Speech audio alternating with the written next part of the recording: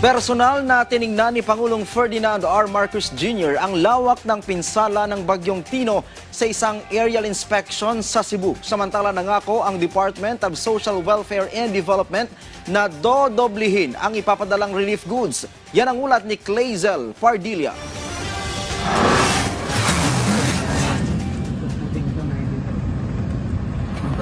Humuhupa na ang baha sa Liloan, Cebu na hinambalos ng Bagyong Tino.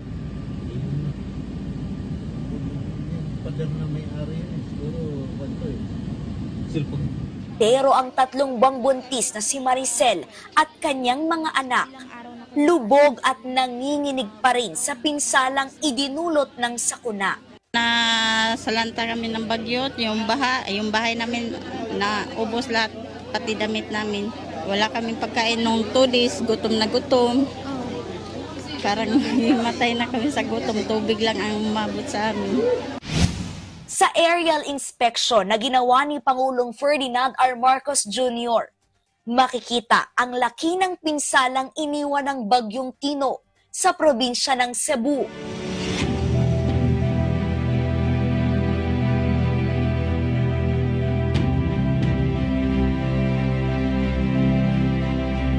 Ito ang dahilan kung bakit pahirapan ang pagpasok ng tulong sa mga lugar na sinalanta ng bagyo. Pero sa kabila ng mga nakahambalang sa kalsada at makipot na daan, nakarating si Pangulong Marcos at ang tulong ng Department of Social Welfare and Development sa mga liblib na bahagi ng Liloan, Cebu. Nakatanggap ng mga family food pack, hygiene at sleeping kit ang mga biktima ng bagyo. Binibigay namin sa local government dahil silang nakakaalam lahat ng mga congressman, mga mayor, silang nang marunong saan mo dadalhin. So, nasabi na ninyo si Tong at saka kay mayor at saka kay secretary, alam na nila kung saan papuntahin yung pagkain.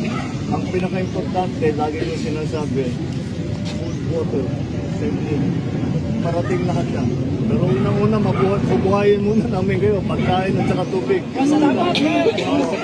Pinaka-importante na, Mr. President. Para kita. Pipilisan na namin, pagkiliin na namin.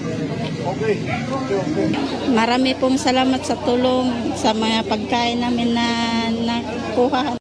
Mula sa 69,000 mga relief goods na inilabas ng DSWD, lolobo sa 200,000 ang nakatakdang ipadala sa Cebu ngayong araw. Ngayon na humuhupa na yung baha, nakakapasok na tayo, nag-speed up na yung relief operations natin. We have a repacking center dito sa Cebu and tuloy-tuloy ang pag-repack niyan. Meron na tayong stockpile, pero tuloy-tuloy pa rin. Laking tulong po sa amin kasi ang mga tiyan namin may laman. Magbibigay din ng mga yero at materyales sa paggawa ng bahay ang Department of Human Settlements and Urban Development.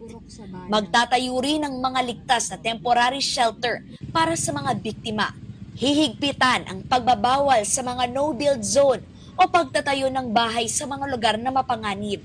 Yung mga hindi na dapat areas na tinatayuan ng bahay, hindi na dapat yan sila doon tumira. Kasi talaga nakita naman natin yung epekto di ba?